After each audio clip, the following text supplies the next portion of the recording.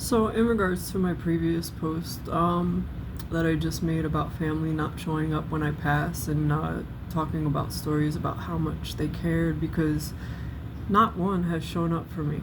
Maybe, actually, no, one person. One person did. My one cousin. Um, I've reached out time and time again to people that I've went to bat for. I was always there for. Like I said, my cousins. I was always there for them. The one time my aunt uh, didn't want to keep him. The one that I just recently posted about, she didn't want to keep him because he was acting out. He's bipolar. Um, she asked me, Jackie, can you take him in? And I did. But previously to that, the kid asked me to move out to Florida with him, right? And I did. I dropped everything to go move with him. And they put me through a lot out there. When I was there, he begged me to come move with him. He said, I missed you so much because we used to be really close. Like I said, me, him, and his brother, Danny, and my uncle, Robert, we were very close at one point in time. But every one of them had a price, so, you know, they sold me at every chance that they got. So he had asked me to move out with him. I was going to school. I was getting ready to go to school for psychology was going to be my major, and he asked me, he begged me, he said, Jack, he said, can you come out here? And he wanted me to move to Indy Atlantic, Florida, with him and his girlfriend, right? And so I ended up moving out that way. I dropped my college courses and I said yeah, because I missed them and I hadn't seen him in forever. But what did I hear DMX say? Trust people to show you who they are. So I was always forgiving to a fault with people. All the time I would disregard the red flags, and they would show me exactly who they were. That kid would steal from me all the time and take from me, and I would look the other way because, and the messed up part about it was if I ate, they ate. So anything I had, I would give to them. All the time, I would give to them. I put a lot of my life on back burners for them.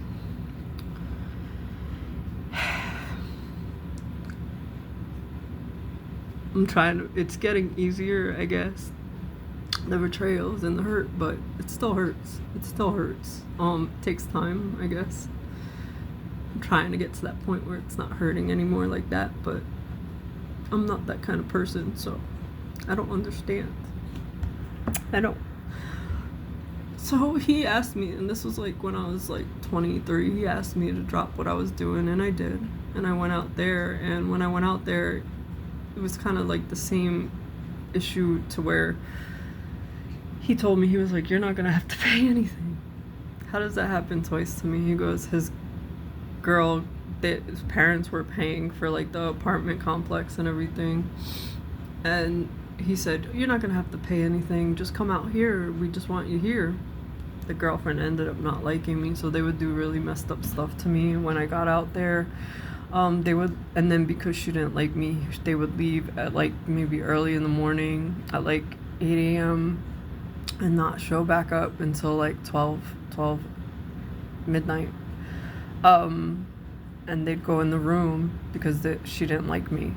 My cousin would ignore me, just ignore me, you asked me to come out here, right? And then I'm trying to find a job in the area. I couldn't find a job.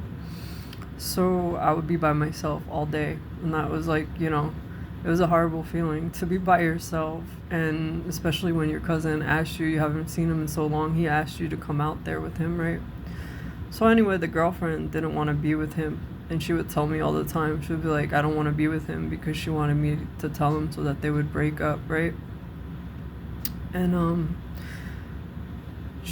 I told her, no, I'm not doing your dirty work for you. So anyway, I even asked him the one time, I'm like, what the hell? I'm like, what's your deal? I'm like, you begged me to come out here in the boondocks, Florida, right? There's nothing out here in the Atlantic, and you just ignore me. You just leave me and isolate me and ignore me. I'm home by myself all day.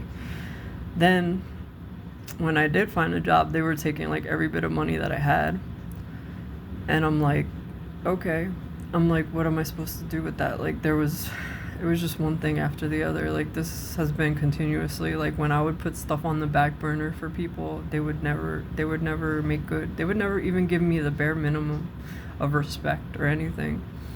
So they did that, and then so he would ignore me, and then it was like Christmas time, and I hear them fighting, and she finally breaks up with him, and he was bad. Like, it was so bad. There were times he would walk to the house, like out of the blue. His father called me because his father lived in Palm Bay, and it was about like a 5-hour walk. The kid like snapped before and walked to the house. I would have to pull him out of the house like while he was like that, and then one day he ended up taking stuff, and I went to go with one of my friends because the girl, it was just a weird situation. Like, the girl wanted me to stay with her but kicked him out of the house.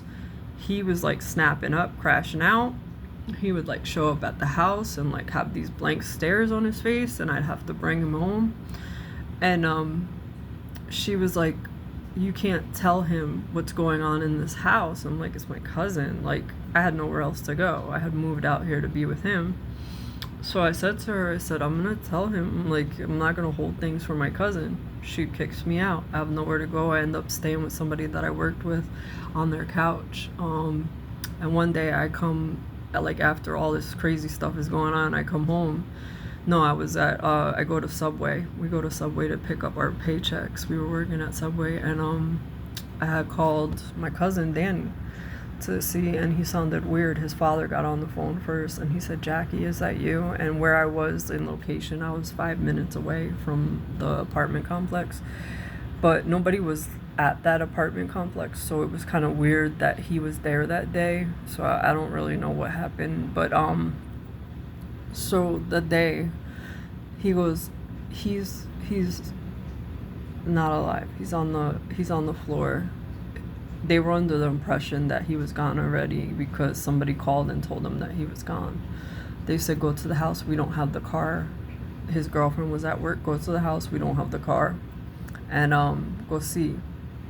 So my friends take me to the house, and like we get to the apartment complex, and there's like all fire engines and everything, and you see like the emergency, and I made them stop, and I just go running, and I see in the ambulance it's him and everything, like he's rolling, his eyes are rolling back and everything, and I'm like, okay, I'm freaking out. And then I see the girl, which she wasn't living there at the time, and I'm like, why is she here? How did she know? Like, it was just one thing after the other. So I end up beelining for her and going after her, and the cops are like, you need to calm down, otherwise we're gonna arrest you. So I end up going to the hospital, and I'm at the hospital, and they're telling me that they're working on him. I had to call my aunt in New Jersey. Apparently his grandma gave him stuff, and like a bottle and some Klonopins, and he took them, and that's what happened. They ended up pumping his stomach, and he was fine after that, right? So after that, like, now once you see something like that, you know what he's capable of, right? So the kid would constantly like manipulate us, like, and know that like it would pull on my heartstrings like every time, because you already seen him do that. We'd be on a live watch for him when like anything would happen. Anyway, so yeah, like when the girl like broke up with him though, like my stuff ended up getting destroyed, like in the house. She ended up like put all my artwork, took my dresses, the stuff that she wanted, and then what she didn't want, she ended up